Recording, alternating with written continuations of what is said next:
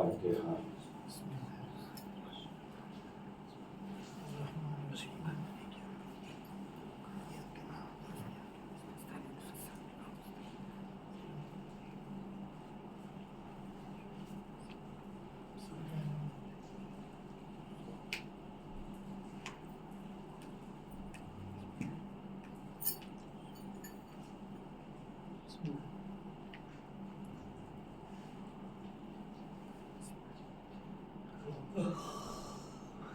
أعوذ بالله من الشيطان الرجيم.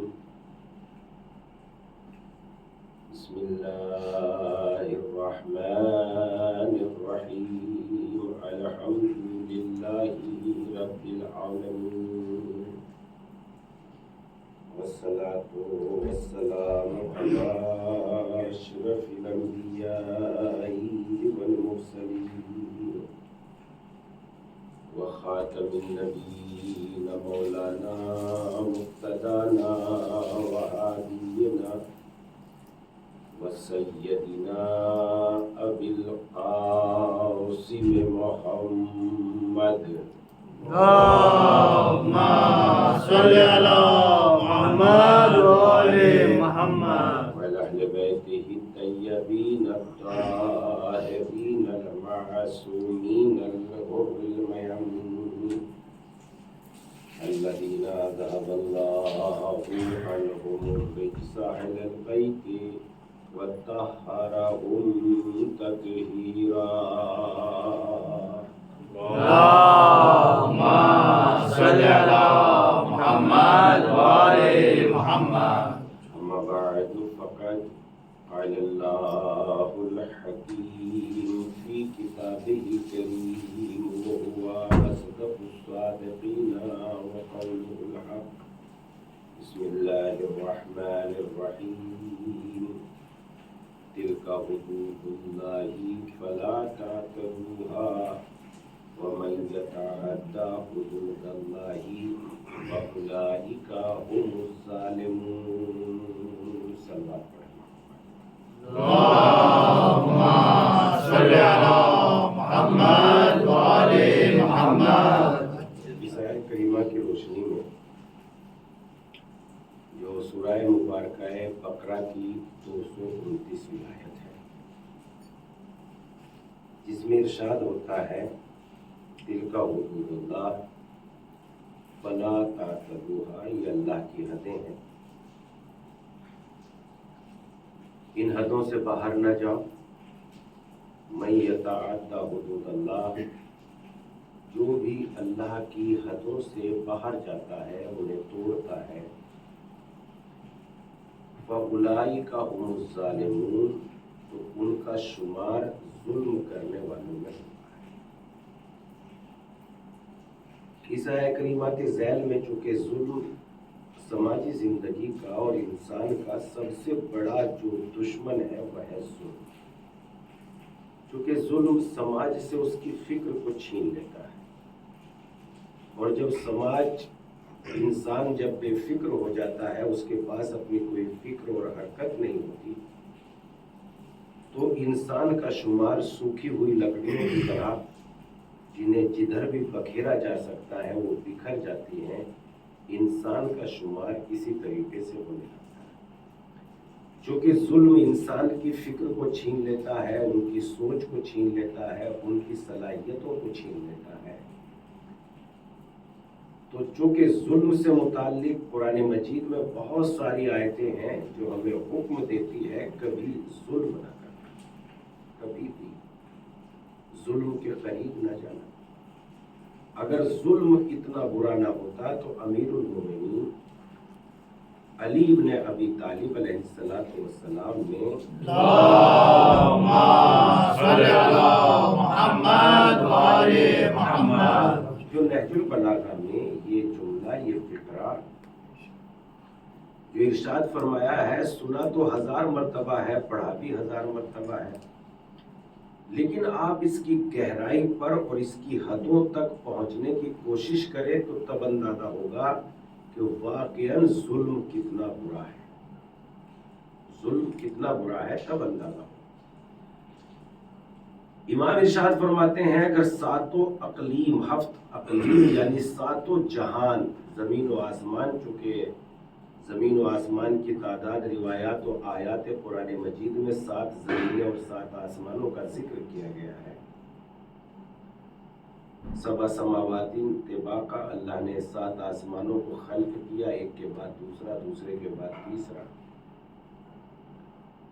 امام کیا فرماتے ہیں کہ زمین و آسمان میں جتنی بھی نعمتیں ہیں، جتنے بھی خزانے، ظاہر سی بات ہے کہ ان خزانوں کو ہم جیسا ذہن سوچنا تو بہت بڑی بات ہے، ان جن خزانوں کو ہم گن بھی نہیں سکتے، 1 2 3 4 کی تعداد میں ہم ایسے بھی نہیں گن سکتے کہ یہ کتنی تعداد میں ہے، جبکہ اللہ کی نعمت اس صورت میں نہیں ہے کہ وہ ایک ہی نعمت ہے تو پھر ایک ہی ہے، بلکہ ایک نعمت میں خداوند عالم نے نہ جانے ہزاروں باتوں کو جمع کر دیا ہو، اور ایک ہی نعمت میں ہزاروں طاقت خداوند عالم سمو دیتا ہے۔ مثلا جیسے جو غذا ہم کھاتے ہیں، گیہوں، چاول، پھل فروٹ، اس میں اتنی طاقت ہے کہ ہمارے بدن کی ہر قوت کو یہ غذا طاقت پہنچاتی ہے۔ کان کے لیے الگ طاقت کی ضرورت ہے، آنکھوں کے لیے الگ طاقت کی ضرورت ہے، زبان کے لیے الگ طاقت کی ضرورت ہے، ذہن کے لیے الگ طاقت کی ضرورت ہے۔ اور جب نہج البلاغہ کی تشریح میں ہم جاتے ہیں، جب علماء کرام تشریح کرتے ہیں کہ ہمارے بدن کا ہر عضو خون سے بھرا ہوا ہے، اگر اس میں خون نہ ہو تو انسان کا اعضا جو ہے حرکت میں نہیں آ سکتا۔ اسی طریقے سے جب یہ خون لال ہوتا ہے، ہم سب جانتے ہیں خون سرخ ہوتا ہے، لیکن اگر یہی سرخ کیفیت میں یہی خون اگر آنکھ میں چلا جائے تو آنکھ کے اوپر ایک پردہ سا بن جائے گا اور انسان دیکھ نہیں سکتا۔ مگر اللہ کی حکمت کاملہ یہ ہے کہ جب یہ خون آنکھ کی طرف رخ کرتا ہے تو خدا اسے سفید خون میں تبدیل کر دیتا ہے، جو آنکھ کے لیے مفید ہوتا ہے۔ اور پیدا کہ ہم نے کیا کہا، یہ بات کیوں ہم نے سنائی آپ کی خدمت میں؟ ہم نے یہ بات اس لیے آپ کی خدمت میں سنائی کہ ایک نعمت ایسی نہیں ہے کہ وہ ایک ہی نعمت ہے، اس میں ہزاروں نعمت پوشیدہ ہوتی ہے، چھپی ہوئی ہوتی ہے۔ ایک غذا میں 1000 قسم کی طاقت ہے، مثلا وہی غذا ہر کوئی سی طاقت، جتنے بھی وٹامین ہمارے بدن میں ہوتے ہیں، ایک ہی غذا میں خداوند عالم نے سارے وٹامین رکھ دیے ہیں، اور ساری بدن کی پوری طاقت اسی غذا سے پورا بدن اپنا حاصل کر رہا ہے۔ تو اس اعتبار سے ایک نعمت ایک ہی نعمت شمار نہیں ہوگی۔ تو ہزاروں نعمتوں کے مقابلے میں مثلا ایک نعمت میں ہزاروں فائدے ہیں۔ خداوند عالم نے مثلا کھجور سے ہی متعلق یہ روایت ہے، کھجور سے متعلق کھجور میں اتنے فائدے ہیں جتنے سال میں دن ہوتے ہیں، خدا نے اتنے فائدے کھجور میں رکھ دیے۔ ہم نے کیا کہا آپ کی خدمت میں کہ اللہ کی ایک نعمت ایک ہی نعمت شمار نہیں ہوگی، لیکن ہم اتنی بھی اوقات نہیں رکھتے کہ عدد کے اعتبار سے 1 2 3 4 5 6 7 ایسے عدد کے اعتبار سے ہی زمین کی نعمتوں کو شمار کر سکے، جبکہ ایک نعمت شکر کا تو موقع ہی نہیں ہے، انسان کے تو بس کی ہی بات نہیں ہے کہ اس کی کسی نعمت پر انسان شکر کر سکے۔ توفیق سے باہر ہے، انسان کی قدرت سے باہر ہے، انسان کی طاقت سے باہر ہے۔ اور جب ایک نعمت کا تو کتنی نعمتیں اس جہان میں، یعنی ہم جس بات کو کہنے کی آپ کی خدمت میں کوشش کر رہے ہیں، آپ اس کی حد تک پہنچیے۔ ہماری اوقات ایک نعمت کو سمجھنے کی نہیں ہے، ان کو گننے کی ہم میں طاقت نہیں ہے۔ اور امام کیا فرما رہے ہیں؟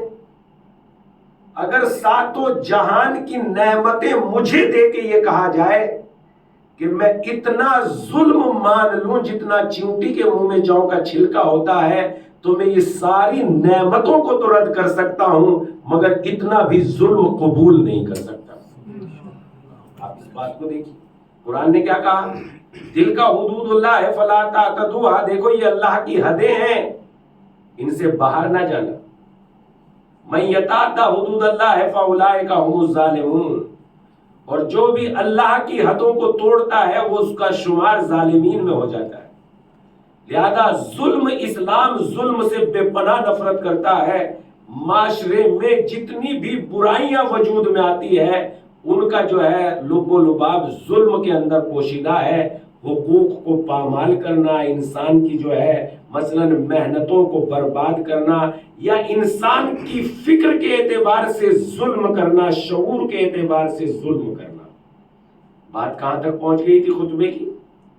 اللہ کی حمد و ثنا بجا لاتی ہوں اس بات پر، ان نعمتوں کے لیے جو خداوند عالم نے ہمیں نعمت عنایت کی ہے، اور اس کی نعمت اتنی بے پناہ ہے کہ ہم شمار نہیں کر سکتے. یہ فرمایا تھا خطبے میں، آیا تھا کہ نہیں ہے؟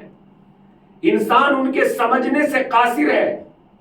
اور پھر اس کے بعد آئے گا ایک جملہ، ابھی تو نہیں مگر میں آپ کی خدمت میں پڑھوں گا. ابھی تو چونکہ بات یہ چل رہی ہے کہ اس کی نعمتوں کے مسلسل ہونے کے لیے، تاکہ وہ تمہارے پاس نعمتیں مسلسل رہیں، ان نعمتوں کی انتہا تک پہنچنے کے لیے اللہ کا شکر بجا لاتے رہو.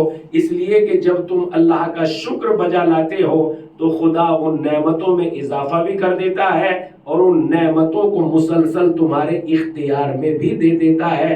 اس اعتبار سے سیدہ کونین نے فرمایا کہ خدا نے تم پر اس لیے شکر کو لازم قرار دیا تاکہ بندے کی نعمتوں میں شکر کے ذریعے اضافہ ہو سکے، اور ان نعمتوں کو اور مضبوط بنا دیں تاکہ مسلسل وہ نعمتیں تمہارے اختیار میں رہیں. اس لیے شکر کرتے رہو. تو اس اعتبار سے ایک جملہ اور آئے گا آپ کی خدمت میں، جو جس میں فرمایا سیدہ کونین نے محمد وآل محمد، جس میں ارشاد فرمایا کہ خداوند عالم نے تمام چیزوں کو الگ الگ صورتیں دی ہیں. کیا کہنا، واقعاً پورے خزانے چاہیے علم کے اس لفظ کی تشریح کرنے کے لیے. اگر ساری نعمتوں کو جو ہمارے استعمال میں ہیں ایک ہی صورت دے دیتا تو خریدنا مشکل ہو جاتا اور کسی کو پہچاننا دشوار ہو جاتا. مثلا جو اللہ نے الگ الگ صورتیں دی ہیں، اگر سب کو ایک ہی صورتیں دیتا تو آپ کیا نام رکھتے ہیں؟ سیب کا کیا نام رکھتے ہیں؟ انار کا کیا نام رکھتے ہیں؟ انگور کا کیا نام رکھتے ہیں؟ کیلے کا کیا نام رکھتے؟ کن چیزوں کا کیا نام رکھتے؟ اگر ایک ہی صورت خداوند عالم ہر نعمت کو ایک ہی صورت دے دیتا، اور اگر اس کے بعد اس کی بھلائی یہ نہ ہوتی، اس کی رحمت یہ نہ ہوتی کہ ان بین نعمتوں میں وہ الگ الگ ذائقے پیدا نہ کرتا. چلیے الگ الگ صورتیں تو اس نے دے دی مگر ذائقہ ایک ہی رکھ دیتا.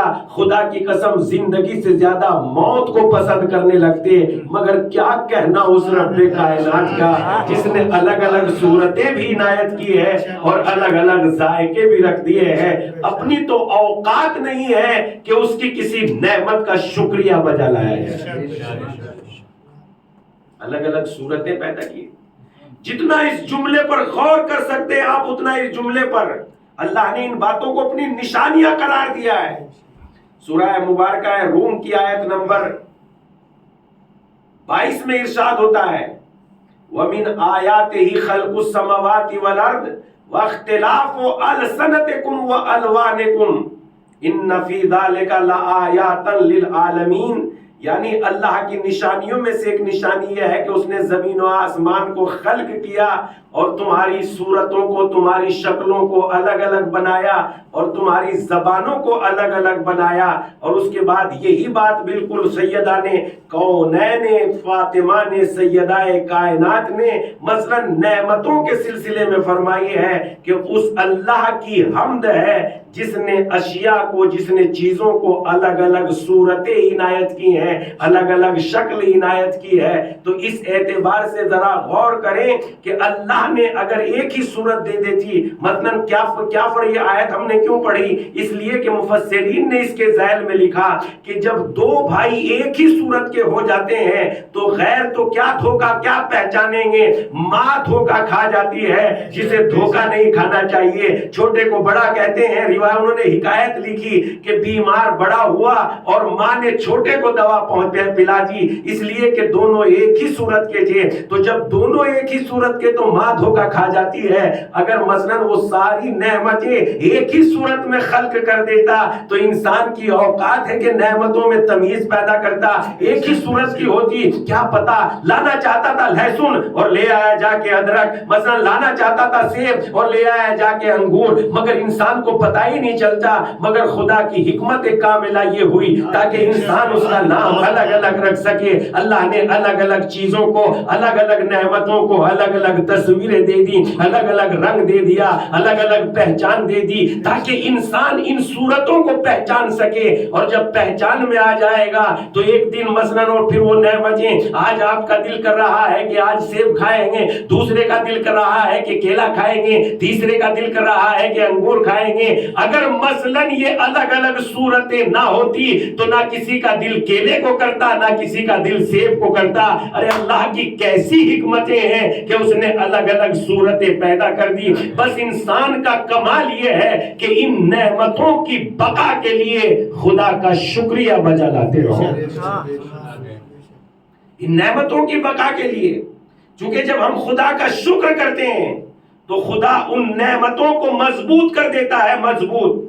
مثلاً میرے ہی پاس نہیں، اولاد کے پاس بھی رہ جاتی ہے۔ جب نعمتوں کا شکریہ بجا لایا جاتا ہے تو خداوند عالم ان نعمتوں کو قیامت تک اسی گھرانے سے وابستہ کر دیتا ہے۔ توجہ کریں، جب نعمتوں کا شکر کیا جاتا ہے تو اس گھرانے سے خداوند عالم ان نعمتوں کو قیامت تک کے لیے مخصوص کر دیتا ہے۔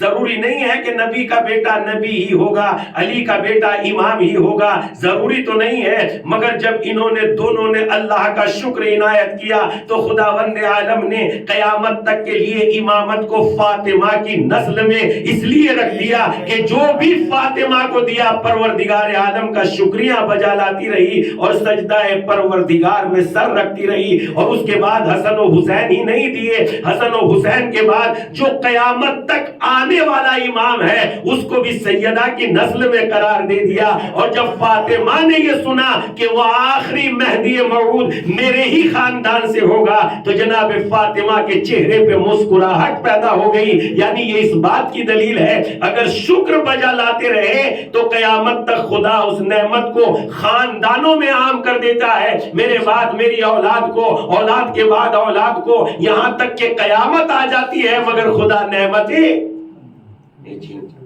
شکر لازم ہے، جب تک کہ انسان شکر بجا نہیں لائے گا نعمتوں کا۔ اور شکر کا طریقہ ہم نے کیا بتایا، شکر کا انداز ہم نے کیا بتایا، شکر کا طریقہ ہم نے یہی بتایا کہ شکرن شکرن نہیں، یہ شکر نہیں ہے، بلکہ جو طاقت جو قوت اللہ نے جیسی بھی دی ہے اس کو جو ہے، مثلا علم رکھتے ہو تو نادان اور جاہل کو تعلیم دو، یہ علم کا شکریہ ہے۔ یہ علم کا شکریہ ہے کہ نادان کو جاہل کو تعلیم دو۔ اگر عقل و شعور اگر تجربہ رکھتے ہو تو کسی ان تجربے کو جسے تجربہ نہیں ہے اس سے اپنے تجربے کو شیئر کرو۔ یہ اس نعمت کا شکریہ ہے جو خداوند عالم نے تمہیں دی ہے۔ اگر ہدایت یافتہ ہو تو گمراہوں کو دین بتاؤ، انہیں نجات کے راستے پر بتاؤ۔ اسلام یہ نہیں چاہتا کہ ہم نے تمہیں نعمتیں دی ہے تو اکیلے اس نعمتوں سے فائدہ اٹھاؤ، بلکہ اسلام یہ چاہتا ہے کہ تم اپنی نعمتوں کو دوسروں کو خدمت میں استعمال کرو، تمہارے ہمارے خزانے سے تمہیں اور نعمتوں میں اضافہ ہوتا چلا جائے گا۔ اس لیے جو بھی ہم نعمت خدا ہمیں دے، اگر بدن میں طاقت ہے تو اس بدن کو کمزور کی مدد کے لیے لگا دیں۔ خدا اتنی نعمتیں دے گا، اتنی نعمتیں دے گا، نہ میری زبان بیان کر سکتی ہے، نہ میرا قلم تحریر کر سکتا ہے، نہ کوئی شے، کوئی اسے معین شے یعنی حساب جوڑنے کی مضبوط مشین، کمپیوٹر اور کیلکولیٹر بھی اس کا حساب نہیں لگا سکتے۔ خدا اتنی نعمتیں انسان کو عطا کرے گا۔ اگر طاقت، بدن کی طاقت، اگر مظلوم، اگر کمزور کی خدمت میں بدن کی طاقت کو آپ نے استعمال کر دیا، یہ عزت خدا دنیا میں ہی نہیں دے گا، آخرت میں بھی آپ کو عطا کرے گا۔ یعنی ایسی عظیم نعمتیں دے گا نہ جو کسی کان نے سنی ہوگی، نہ کسی آنکھ نے دیکھی ہوگی۔ کہتے ہیں کہ جناب موسیٰ علیہ السلام چونکہ جب نعمتوں کو انسان غریبوں، کمزوروں اور مظلوموں کی خدمت میں لگا دیتا ہے اس وقت خداوند عالم اس طاقت کو مضبوط کر دیتا ہے اور طاقت کو ظالموں سے نکال کے مظلوموں کے قبضے میں دے دیتا ہے اور ظالم غلام بن جاتا ہے اور مظلوم بادشاہ بن جاتا ہے. بالکل یہی طریقہ ہے اس پراکرتی کا, اس کائنات کا یہی طریقہ ہے. اگر ہمارے پاس طاقت ہے تو ہم کمزور کی مدد کریں اور ظلم کے مقابلے میں کھڑے ہو جائیں تو ایک دن وہ ضرور آئے گا جس دن ظالم جو ہے اگر بادشاہ بھی تھا تو وہ غلام بن جائے گا اور مظلوم کو خدا بادشاہت عنایت کر دے گا.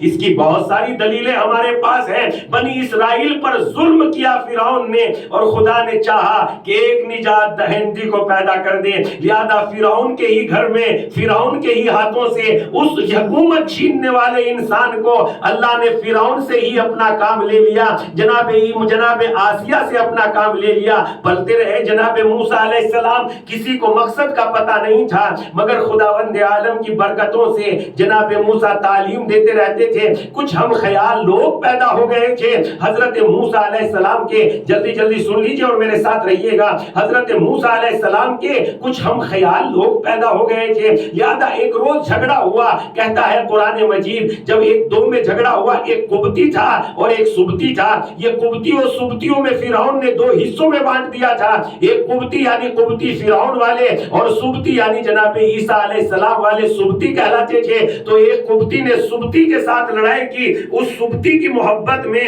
جناب موسیٰ علیہ السلام نے اس قبطی کو ایک گھوسا مار دیا. جناب موسیٰ کے لیے قرآن کہتا ہے جبکہ موسیٰ کا یہ ارادہ نہیں تھا کہ یہ مر جائے گا مگر گھوسا کھاتے ہی وہ مر گیا. اور جب مر گیا کسی نے جو ہے پھر قرآن کہتا ہے جس کی ہمدردی جناب موسیٰ نے کی وہ جناب موسیٰ کا شیعہ تھا, یعنی جناب موسیٰ سے محبت کرتا تھا, جناب موسیٰ کی پیروی کرتا تھا. لوگوں نے خبر دی جب یہ واقعہ فرعون تک پہنچا کہ جناب موسیٰ نے ایک قبطی کو قتل کر دیا. لوگوں نے خبر دی جو ہم خوار اور ہمدرد پیدا ہو گئے تھے, اے موسیٰ آپ کی طاق میں فرعون ہے اور فرعون آپ کو قتل کر دے گا. جناب موسیٰ علیہ السلام چل دیے. ہجرت کرنے میں ہی نجات دیکھی, اس لیے کہ عقل مند انسان وہاں اپنی طاقت کا اظہار نہیں کرتا جہاں جب دشمن کے پاس دیکھتا ہے کہ طاقت زیادہ ہے, بلکہ عقل مندی اس میں ہے پہلے طاقت کو اختیار کرو تاکہ مقابلے کے لیے تیاری کر سکے. ایک صلوات پڑھ دیں محمد و آل محمد پر.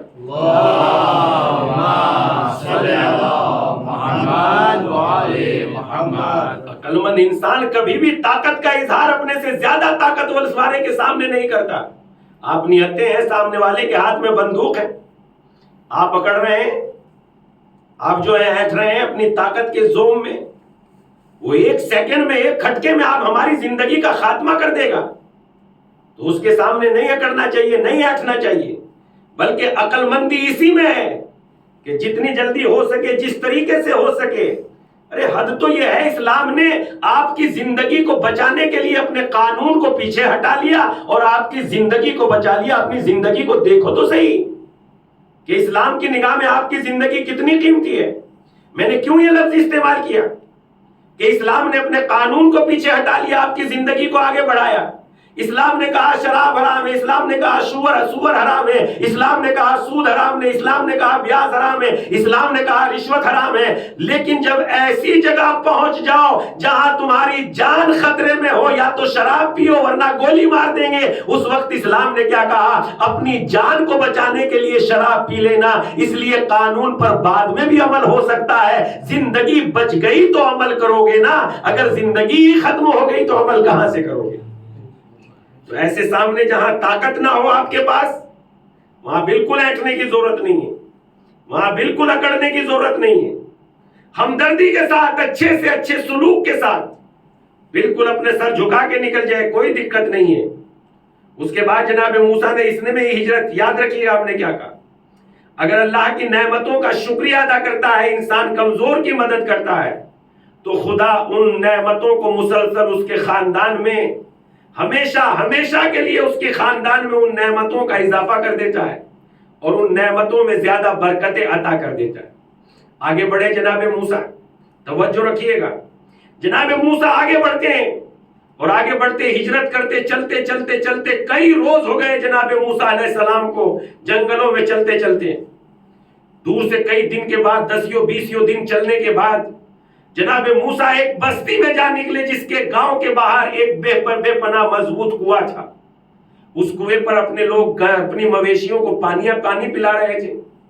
लेकिन जनाब मूसा अलैहिस्सलाम ने देखा कि ये कवि ताकतवर जिनके हाथों में ताकत है वो तो पानी पिला रहे हैं, मगर दो कमजोर सी बच्चियां एक कोने में बैठी है, जबकि उनका नंबर भी बहुत देर से आ चुका है, मगर ये ताकतवर उन्हें मौका नहीं दे रहे हैं और अपने नंबर पे जो है अपना नंबर पे नंबर लगाए जा रहे हैं। जनाब मूसा आगे बढ़े और आगे बढ़ने के बाद उनसे कहा, भाई नंबर तो उनका है, लिहाजा उन्हें भी पानी पिलाने दीजिए। इन लोगों ने कहा कि अगर आपको इतनी ही हमदर्दी है तो आप ही उनकी मवेशियों को पानी पिला दीजिए। जनाब मूसा अलैहिस्सलाम उठे, उन्होंने डोल को छोड़ दिया इस जोम में कि वो डोल से जब पानी खींचते थे तो 10 लोग लगते थे उसको खींचने में, वो इतना बड़ा डोल था। जनाब मूसा अलैहिस्सलाम ने अल्लाह का नाम लेके उस डोल को कुएं में डाला और ताकत का मतलब ये था कि जनाब मूसा ने पूरी ताकत लगा के उस डोल को खींच लिया और उन दोनों कमजोर बच्चियों की मवेशियों को पानी पिला दिया। ये जनाब मूसा के बदन में ताकत थी, बैठे रहते जनाब मूसा सुस्त पड़ सकते थे, लेट सकते थे, काहिल हो सकते थे, मगर जनाब मूसा अलैहिस्सलाम ने इस नेमत को, ताकत बदन को, उन कमजोर बच्चियों की हमदर्दी में बदन की ताकत को इस्तेमाल किया। अब बदन की ताकत को इस्तेमाल करना था, अल्लाह ने इसके बदले में नेमतों के दरवाजे खोल दिए। देखिए कैसे नेमतों के दरवाजे खुलते हैं। अगर हम किसी कमजोर की मदद करते हैं और किसी अल्लाह की नेमत का शुक्रिया अदा करते हैं तो किस तरह नेमत के दरवाजे खुलते हैं। ये जनाब मूसा ने पानी तो पिला दिया, थके हुए थे, भूखे भी थे जनाब मूसा परवरदिगार आलम की बारगाह में कहने लगे, परवरदिगारा मैं तो फकीर हूं तेरी बारगाह का और हर उस चीज का मोहताज हूं जो तेरी तरफ से आए। परवरदिगार आलम की बारगाह में जनाब मूसा राजो नियाज कर रहे थे। राजो नियाज करते करते थोड़ी देर में देखा उन 2 बच्चियों में से एक बच्ची वापस आई, और वापस आने के बाद क्यों वापस आई, इसलिए कि उनके बाप ज़ईफ थे, उनके कोई भाई नहीं था। वो जनाब शुएब की बेटियां थी। जनाब शुएब ने अपनी बेटियों से मालूम किया, बेटा रोज तो तुम देर में आया करती थी, आज इतनी जल्दी आने का क्या सबब है। इन्होंने उस भलाई का तज़किरा किया, एक जवान इंसान है जिसने हम पे तरस खाते हुए हमारी कमजोरी के मुताल्लिक कहा, सब तो अपने पानी पिला रहे हैं और तुम अपनी बकरियों को क्यों नहीं। उसने हमारी खिदमत की। उस वक्त शुएब अलैहिस्सलाम ने कहा, जाओ उस परदेसी को बुला के ले आओ ताकि मैं उसकी खिदमतों का सिला दे सकूं, बदला दे सकूं। जनाब मूसा की खिदमत में ये खातून, ये लड़की आई। आने के बाद कहा, ए नेक इंसान, ए मजलूमों की और कमजोरों की हिमायत करने वाले, हमारे बाबा ने तुम्हें बुलाया है ताकि तुम्हारी खिदमतों का सिला दे सके। जनाब मूसा अलैहिस्सलाम तो अकेले थे, एक परस्त सरपरस्त की, जनाब मूसा एक सरपरस्त की मसलन जरूरत भी महसूस कर रहे थे, किसी के पास बैठ सके, अपना हम गम कह सके। एक पानी पिलाने की नेमत में जनाब मूसा अलैहिस्सलाम को एक ऐसा हमदर्द इंसान मिल गया जिसने अपने घर में भी जगह दे दी और पेट भर के खाना भी खिलाने का वादा कर लिया। बस पता चला तुम अल्लाह की दी हुई ताकत को जरा उसकी राह में खर्च तो करो, वो इतनी नेमतें दे देगा कि शुमार नहीं कर सकते। एक सलवात पढ़ दे मोहम्मद व आले मोहम्मद पर।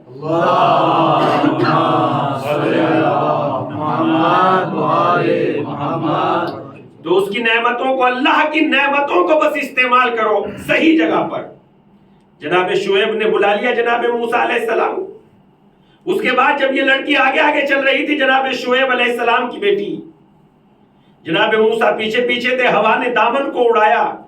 जनाब मूसा की गैरत ने इस बात को बर्दाश्त नहीं किया और कहा, हम खानदान याकूब में से हैं, हम ऐसी बेहयाई के मुर्तकिब नहीं हो सकते, लिहाजा अगर हम रास्ता भटके तो तुम ढेला फेंक के या किसी और तरीके से हमें रास्ता बता देना, हम आगे आगे चलेंगे, तुम हमारे पीछे पीछे चलो। जैसे ही ये घर में पहुंचे वैसे ही बेटी ने बाबा से सिफारिश की, ऐ बाबा जान, इस आदमी को अपने घर में नौकर रख लीजिए, खिदमतगार के तौर पर रख लीजिए, ये अमानतदार भी है और ताकतवर भी है। जनाब शुएब ने मालूम किया, बेटी तुमने इसकी ताकत तो उस वक्त देख ली जब इसने कुएं से पानी को खींचा, ये अमानत امانت دار کیسے ہے؟ جناب شعیب کی بیٹی نے کہا بابا ان کی غیرت کا تقاضا یہ ہے کہ یہ کسی نامحرم کے پیچھے چلنا گوارا نہیں کرتے، اس سے بڑی امانت داری اور کیا ہو سکتی ہے؟ جناب شعیب علیہ السلام نے ان کو رکھ لیا، اور رکھنے کے بعد جناب شعیب علیہ السلام نے کچھ دنوں کے بعد جناب موسیٰ سے 10 سال کا وعدہ لیا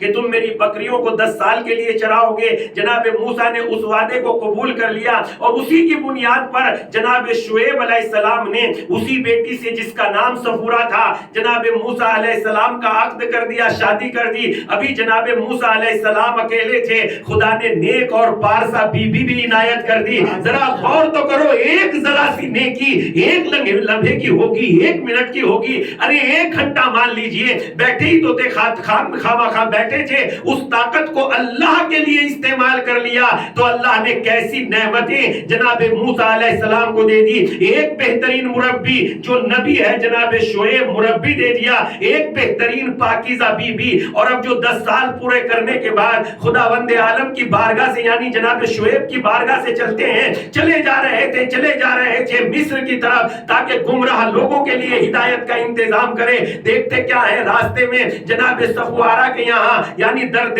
زہ ہوتا ہے، چونکہ جناب صفوارہ حاملہ تھی، خدا نے بیٹے کی دولت بھی جناب موسیٰ کو دینا چاہیے، مگر جناب موسیٰ نے دیکھا کہ دور پہاڑ پہ ایک آگ سی چمک رہی ہے، کہنے لگے اپنی زوجہ سے دیکھو میں اس آگ پر آگ لینے کے لیے جا رہا ہوں، تمہیں سردی لگ رہی ہے تاکہ اگر آگ مل گئی تو میں تمہیں سردی سے تھوڑی سی نجات دلا سکتا ہوں۔ جناب موسیٰ علیہ السلام آگ لینے کے لیے گئے تھے، مگر وہ آگ نہیں تھی، جلوائے پروردگار دور پہ چمک رہا تھا، جسے دیکھ کے جناب موسیٰ پہنچے، اور جب جلوائے پروردگار دور پہ چمک رہا تھا جناب موسیٰ کو آواز آئی، اے موسیٰ اپنی نالائن کو اتار دو، بے وادی مقدس، یہ تو وادی مقدس ہے، ان میں جوتیاں پہن کے آنے کی ضرورت نہیں ہے۔ اور اس کے بعد آواز آئی انی انا اللہ، اے موسیٰ میں تمہارا پروردگار ہوں۔ سارے نبی وہ ہیں جن کو خدا نے مثلا نعمتیں دی ہیں، بڑے بڑے رتبے دیے ہیں، مگر تنہا جناب موسیٰ وہ نبی ہے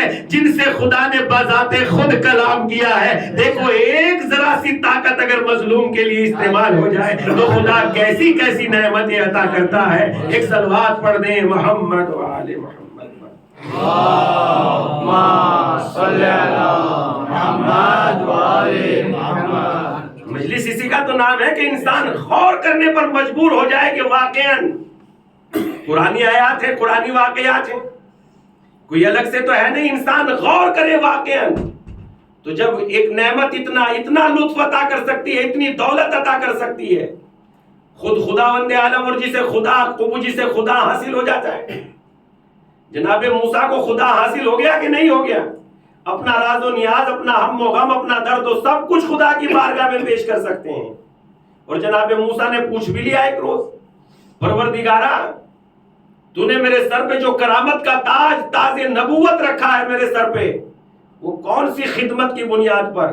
خدا کہہ دیتا تمہارے علم کی بنیاد پر، خدا کہہ دیتا تمہاری طاقت کی بنیاد پر، خدا کہہ دیتا تمہاری زبان کی بنیاد پر، خدا کہہ دیتا تمہاری ہوشیاری کی بنیاد پر، خدا کہہ دیتا تمہارے دماغ کی بنیاد پر، مگر ان چیزوں میں سے کوئی بات نہیں آئی کہ تمہاری ہوشیاری کی بنیاد پر، تمہارے علم کی بنیاد پر، تمہارے دل کی بنیاد پر بات آئی تو کیا آئی؟ خدا کا جواب آیا، جب تم جناب شعیب کی بکریاں چرا رہے تھے اور اس میں ایک بکری کا بچہ نکل کے بھاگنے لگا، تم دور تک اس کے پیچھے بھاگے اور تم نے اس کو پکڑ کے اپنی گود میں رکھ لیا، جبکہ آپ تھک گئے تھے، اس کا کان پکڑ کے 2 تماچے رسید کر سکتے تھے، مگر تم نے غصہ نہیں کیا بلکہ اس کے سر پہ ہاتھ پھیر کے کہنے لگے آخر تجھے کیا ہوا؟ تو نے مجھے بھی پریشان کیا اور خود بھی پریشان ہو گیا۔ میرے کنبے اللہ کی بات ہے، میرے کنبے پہ تمہارا یہ کرم کرنا، کیا میرے کنبہ کیوں کہا اللہ نے یہ میرا کنبہ؟ اس لیے امام نے فرمایا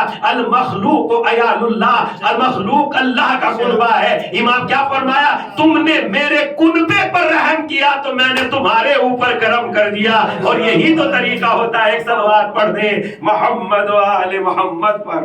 اللہم صلی علی محمد و آل محمد۔ تم نے میرے کنبے، واقعاً اگر مخلوق خدا المخلوق عیال اللہ، اللہ مخلوق خدا اللہ کا کنبہ ہے، اللہ کا خاندان ہے۔ آپ اپنے خاندان کے بارے میں کتنے غیرت مند ہیں؟ ایک خاندان کو پروان چڑھانے کے لیے تو سینکڑوں ہزاروں کلومیٹر دور ہم سبھی لوگ نہ جانے کتنی صعوبتوں مصیبتوں پریشانیوں کا مقابلہ کرتے ہوئے آئے ہیں، بیٹھے ہوئے ہیں، خاندان کو ہی تو پروان چڑھانے کے لیے، ایک بچوں کی تو روزی روٹی کے لیے۔ اور اگر یہ اخراجات نہ ہو، اور کتنی محبت ہے، جبکہ سال سال بھر ہو جاتا ہے ملاقات کیے ہوئے، ان کی باتیں یاد آتی ہے، ان کی حرکتیں یاد آتی ہے، ان کی زبانیں یاد آتی ہیں، سب کچھ یاد آتا ہے، مگر اس کے بعد ان کی محبت میں ہم دنیا چھوڑے ہوئے دوسری دنیا کے کونے میں پڑے ہوئے ہیں۔ تو جب ہم بندے ہو کے ایک مخلوق سے اتنی محبت کر سکتے ہیں، تو خالق جو اچھائیوں ہی اچھائیوں کا مالک ہے، وہ اپنی مخلوق سے کتنی محبت کرتا ہے۔ تو اس اعتبار سے تم نے میرے کنبے سے محبت کی، اور جب تم نے میرے کنبے سے محبت کی تو میں نے تم پہ کرم کر دیا، اور تم نے اپنے احتیاج کے اعتبار سے، چاہے آپ کتنے ہی بڑے نبی کیوں نہ ہو جاؤ، اس کے بعد بھی تو محدود ہی ہے اختیارات، تم نے اپنے اعتبار سے کرم کیا، جبکہ تمہارے اختیارات تو محدود ہیں، تو پھر میں اپنی شان کے مطابق تم پہ کرم کیوں نہ کروں؟ اس لیے کہ میرے اختیار تو محدودات نہیں۔ تو اس اعتبار سے شکر یعنی کمزوروں کی مدد کرنا، شکر کمزور ہے اس کی مدد کرنا۔ کیا فرمایا جناب فاطمہ نے؟ شکر بجا لاؤ تاکہ نعمت مسلسل تمہارے خاندان میں مستقر ہو جائے، تمہارے علاوہ وہ نعمتیں کہیں اور نہ جائے، اس لیے کہ جب تم شکر بجا لاتے ہو تو خدا ان نعمتوں میں اضافہ کر دیتا ہے۔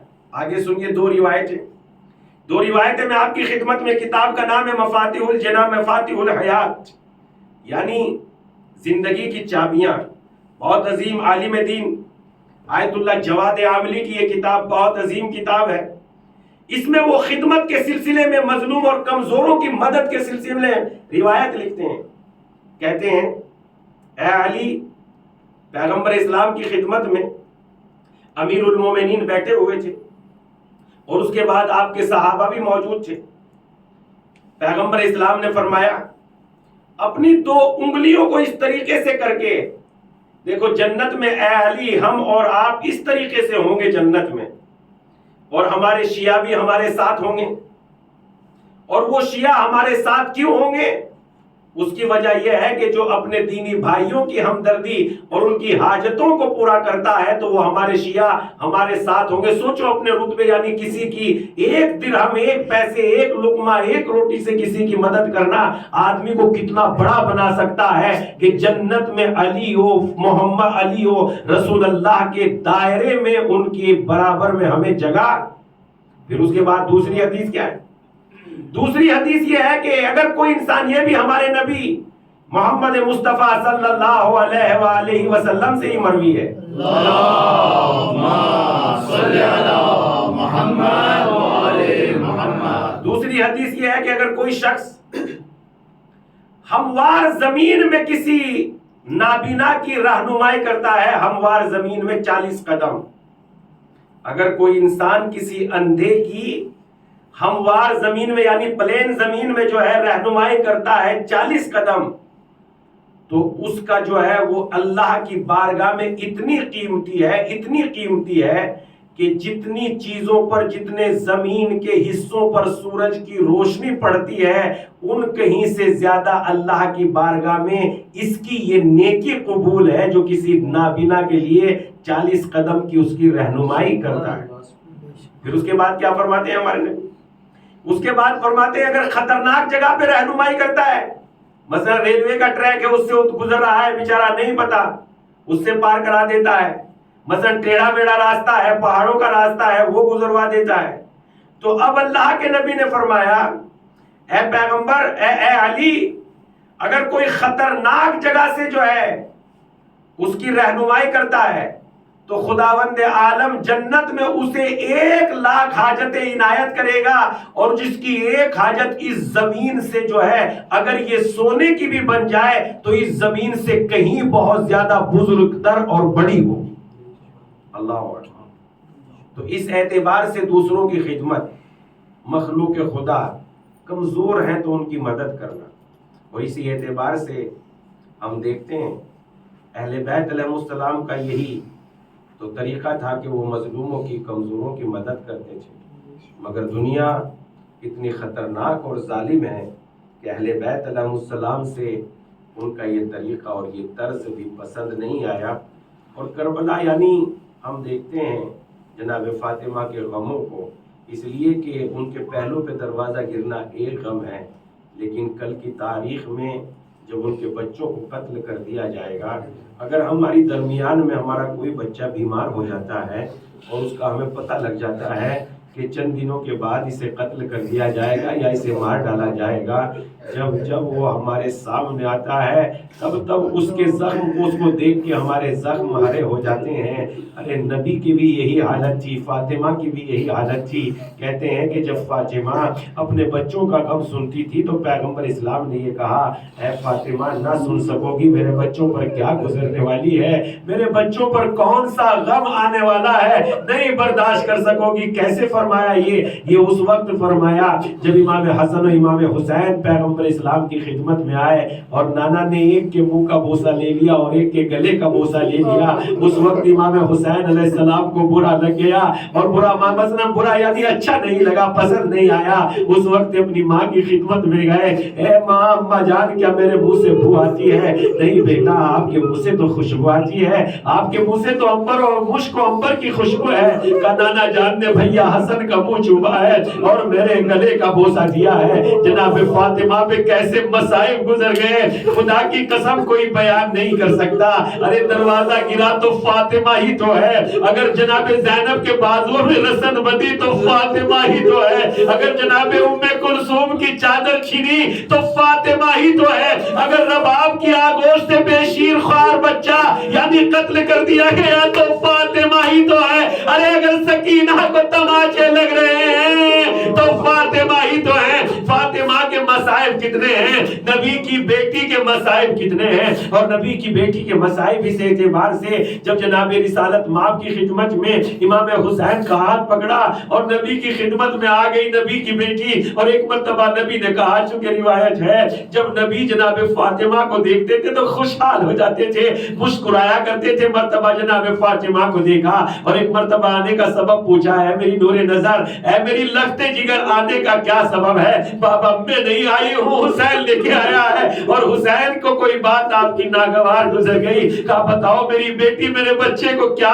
بات ناگوار گزر گئی؟ کہا اے رسول اللہ، رے حسین شاکی ہیں، شکایت کرتے ہیں نانا نے میرے گلے کا بوسہ لیا اور بھائی حسن کے منہ کا بوسہ لیا، کیا میرے منہ سے بو آتی ہے؟ نہیں بیٹی ایسا نہیں ہے، ارے مطلب کچھ اور ہے. کہا نہیں سن سکو گی، اے نبی، اے اللہ کے نبی، اے بابا جان بتاؤ تو صحیح اس کا مطلب کیا ہے؟ اے بیٹی، میں نے اپنے حسن کا منہ اس لیے چوما کہ اس بچے کو زہر دغا سے شہید کر دیا جائے گا، کلیجہ کٹ کٹ کے منہ کے بل آئے گا. اور میں نے حسین کا گلا اس لیے چوما کہ جو جناب رسالت ماں نے کہا اس لیے چوما کہ حسین کو کن خنجر سے قتل کر دیا جائے گا. اس وقت سیدہ نے کہا بابا میں اس کائنات میں ہوں گی نہیں، میری نور نظر آپ اس کائنات میں نہیں ہوگی. مگر اس کے بعد بھی روح زہرا ارے حسین ابن علی کے ساتھ رہتی ہے. کہتے ہیں جب روز عاشور آئی، شب عاشور میں دیکھتے ہیں ہلال بجلی خیموں کا پہرا دے رہے ہیں، اور جب ہلال بجلی خیموں کا پہرا دے رہے ہیں تو اس وقت کیا دیکھتے ہیں کہ امام حسین کے خیمے کا پردہ اٹھتا ہے اور ہلال بجلی دیکھتے ہیں کہ امام حسین تنہا خیمے سے نکل رہے ہیں. اور جب تنہا خیمے سے نکلتے ہیں تو مرتبہ ہلال بجلی چاہتے ہیں مولا سے اجازت لے لیں، لیکن پھر چاہتے ہیں اگر حسین نے اجازت نہ دی تو رکنا مجھ پہ واجب ہو جائے گا، مگر میں حسین مظلوم کو تنہا میدان کربلا جانے نہیں دے سکتا، خطرہ ہے. دبے دبے قدموں سے امام حسین کے ساتھ چلنے لگے ہلال بجلی. ایک مرتبہ آقا نے آہٹ کو محسوس کیا، مڑ کے دیکھا ہلال تم ہو؟ ہاں آقا میں ہوں، معاف کیجئے گا میری جسارت پر، میں نے آپ سے اجازت نہیں لی مولا، خطرہ یہ تھا اگر آپ معاف کر دیتے تو رکنا واجب ہو جاتا. اچھا ہلال آ ہی گئے تو آ جاؤ. مرتبہ جناب ہلال کا ہاتھ پکڑا اور بتاتے جاتے ہیں ہلال یہاں میرے بشیر کے گلے پر تیر لگ جائے گا، اے ہلال ارے یہاں میرے کڑیل جوان کے سینے میں سینہ لگ جائے گی، اے ہلال یہاں میرا 13 سال کا قاسم ایڑیا رگڑتا ہوگا، اے ہلال یہاں میرے بھائی عباس کے بازو کٹیں گے. مگر ہلال ہے کبھی ادھر دیکھتے ہیں کبھی ادھر دیکھتے ہیں. مولا نے کہا ہلال ارے میں کچھ تمہیں بتا رہا ہوں، تم کبھی کبھی ادھر دیکھتے ہو؟ ہاں آقا دیکھنا چاہتا ہوں مگر دکھائی نہیں دیتا۔ اے ہلال کیا دیکھنا چاہتے ہو؟ آقا جب سے آپ میدان میں آئے ہو ایک ماں کے رونے کی آواز آتی ہے، ارے بس آواز آتی ہے مگر دکھائی نہیں دیتی۔ اے ہلال وہ میری ماں فاطمہ زہرا ہے جو میرے ساتھ ساتھ ہے۔ کتنا غم ہے زہرا کا غم، حسین کا گھر لٹتا ہے تو زہرا کا غم، زینب کے بازووں میں رسن بندتی ہے تو زہرا کا غم، ارے فاطمہ ام کلثوم کی ردا چھنتی ہے تو زہرا کا غم۔ اتنے غم برداشت کر کے دین کو قربان چڑھایا، دین کو پروان چڑھایا۔ یہ سیدہ کا کمال ہے، یہ طاہرہ کی شان ہے کہ دین کے نام پر پوری کائنات، پوری سلطنت کو، پوری حسین کو قربان کر دیا۔ یہ فاطمہ کی شان ہے۔ الا لعنت اللہ علی قوم الظالمین وسيعلم الذين ظلموا أي منقلب ينقلبون۔ پروردگارا تجھے واسطہ محمد والے محمد کا آقا کے ظہور میں تعجیل فرما۔ پروردگارا بے گھروں کو گھر عطا فرما۔ پروردگارا بیماروں کو صحت کاملہ عنایت فرما۔ کہ مالک ہمیں مرنے کا یقین ہے اور یقیناً ہم مریں گے، بالکل مریں گے۔ پروردگارا اس سے پہلے کہ ہماری مرنے اور موت کا وقت قریب آ جائے، مالک ہمارے دامن کردار کو گناہوں سے پاک فرما۔ پروردگارا تجھے واسطہ محمد والے محمد کا ہمیں تو اس انداز سے اس شان میں مرنے کی توفیق دے دے کہ جب ہم مریں تو پروردگارا ہماری قبر میں نور کے دریچے اور جنت کے باغوں میں سے ہماری قبر ایک باغ قرار پا جائے۔ پروردگارا تجھے واسطہ محمد والے محمد کا بیماروں کو صحت کاملہ عنایت فرما۔ پروردگارا جو قید و بند میں گرفتار ہے، مالک بے خطا ہے۔ پروردگارا ظلم و ظالم نے بے خطا مجرم کو جس کا کوئی جرم نہیں ہے قید میں گرفتار کر رکھا ہے، مالک تیری قدرت کاملہ سے باہر نہیں ہے۔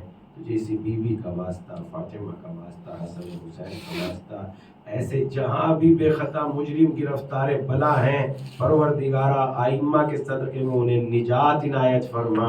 پروردگارا بیماروں کو صحت کاملہ عنایت فرما۔ پروردگارا آقا کے ظہور میں تعجیل فرما، ہمیں ان کے اعوان و انصار میں شمار فرما۔